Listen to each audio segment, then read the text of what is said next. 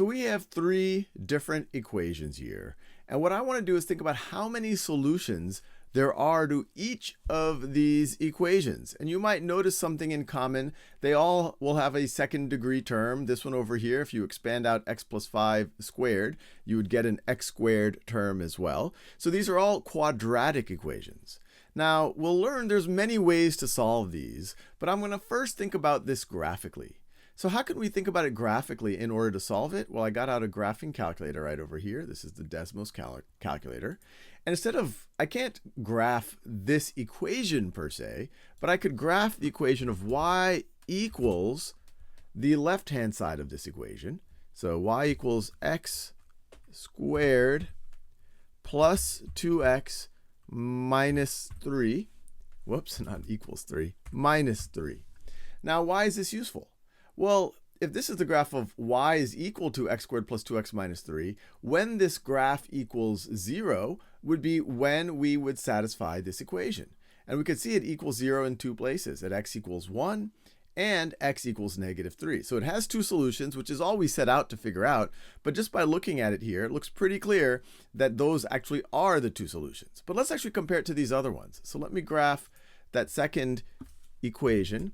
But I'm going to graph it as not the equation exactly as it is, but y is equal to the left half of that equation. Y is equal to x squared plus 4x. And this is useful because all of these equations have already been written in the form where you have all of the constant and x terms on one side and it equals 0. So if you graph y equals the left-hand side here, you just have to see where it equals 0. Now this one is interesting because when I graph it, it does not intersect the x-axis. At no point does y equal 0 here.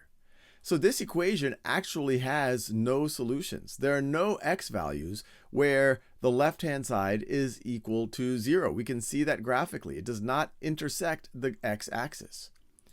Now, last but not least, let's graph x plus 5 squared is equal, y equals x plus 5 squared, I should say. I'm not graphing those, and it kind of just already graphed it that way. I guess it just assumes y equals that.